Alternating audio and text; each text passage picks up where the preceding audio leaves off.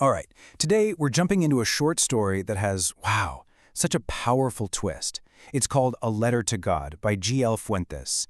And it seems like a simple tale about a farmer's faith, but it asks some really deep questions about humanity, kindness, and the kind of shocking ways they can collide.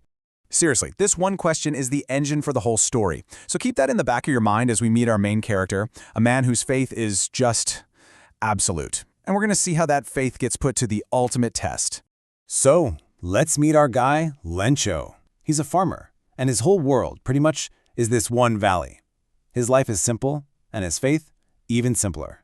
He puts his trust in two things: the land for a good harvest, and God to make it happen. Okay, so let's start at the very beginning, with Lencho and his totally unshakable faith. You gotta understand, Lencho has put in all the hard work. His cornfield is ripe and it's promising a great harvest. But there's just one piece of the puzzle missing: a good, solid rain. I mean, his family's entire year, their survival, is riding on this. And then it happens. The rain finally comes and Lencho is just overjoyed. But listen to this. This is key. He doesn't just see water. He looks at the rain and says they're like new coins falling from the sky. He literally sees his family's prosperity, a direct gift from God, raining down on his field.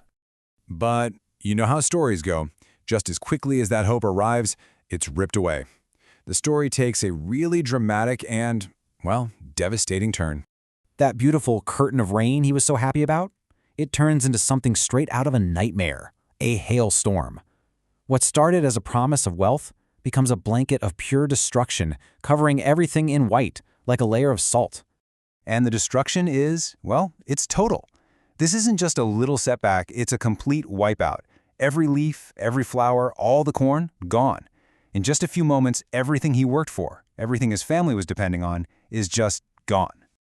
So, with his livelihood completely destroyed by nature, what does Lencho have left? Just one thing: his faith.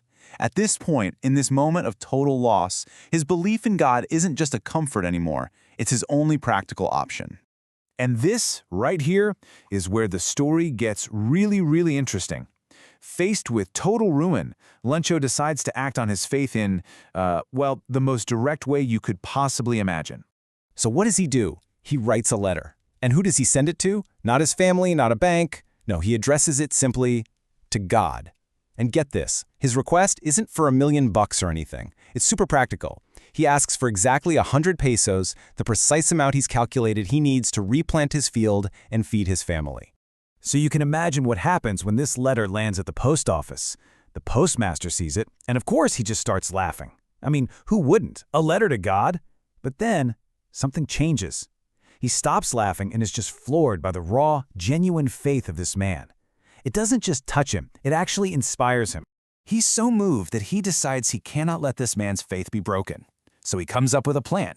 He goes around the post office asking his employees to chip in. He even gives up a part of his own salary. It's this incredible, selfless act of charity, all to answer the prayer of a total stranger. And then he signs the reply with just one word: God. Okay, so a good deed has been done, right? A prayer is about to be answered. But this is where the story hits you with a twist you will not see coming.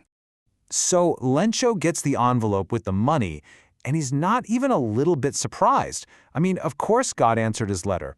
To him, it's the most natural thing in the world. Why wouldn't he? But then he counts the cash. Okay, so remember, he'd asked for a very specific 100 pesos. That was the number he needed to get his family back on their feet. But when he counts it, it's only 70. Now, in Lencho's mind, there's just no way God would make a mistake or shortchange him. So if God sent the full amount, where did the rest of it go? Well, there can only be one explanation. And there it is, the punchline of the whole story. In his follow-up letter, he thanks God, but then asks him not to send the rest of the money through the mail, because, in his words, the post office employees are a bunch of crooks who must have stolen the missing 30 pesos. And that, my friends, is a perfect, almost painful example of situational irony. The very people he's calling a bunch of crooks are the ones who sacrificed their own money to help him. The result is the absolute opposite of what the kind postmaster intended. His act of pure generosity was completely misinterpreted as theft. So, okay, that twist is brilliant, but what's the deeper message here? What is this story really telling us about faith? Let's dig in. What the story does so beautifully is it sets up this clash between two totally different kinds of faith. On one side, you've got Lencho, whose faith in God is so powerful, so absolute, that it literally blinds him to the human kindness happening right in front of him. But on the other hand, you have the postmaster. His faith is in humanity itself. It's a belief that inspires him to help a person in need. So really, there are two battles happening in this story. The first one is obvious, right? It's human versus nature. Lencho against that destructive hailstorm. But the second, and maybe the more heartbreaking conflict, is human versus human. Lencho's complete misunderstanding of the postmaster's secret act of goodwill. And that brings us right back to where we started. The story isn't saying faith is a bad thing. Not at all. But it leaves us chewing on this really powerful question. Is just having faith enough? Or does it really truly matter where we choose to place that faith? Can a belief in something divine sometimes miss us the small, human miracles happening all around us? It's definitely something to think about.